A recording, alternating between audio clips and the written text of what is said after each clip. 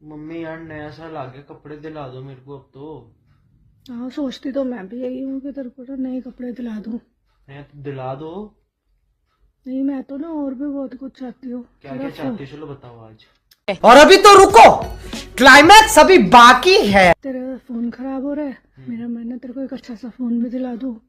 IPhone दिलाना चल ठीक है। है, आईफोन दिला दोगी? 17 प्रो मैक्स लूंगा। हाँ हाँ हाँ, और क्या है समझ है में ना। आके? मैं सोच रही हूँ तेरे को बाइक भी दिला दूँ एक। बुलेट लूंगा। हाँ चल, चल ठीक है, कोई बात नहीं। हम्म। और भी कुछ चाहिए बेटा? गाड़ी भी दिला दो। चल वो भी दिला दूंगे। स्कॉर्पियो एन लूंगा।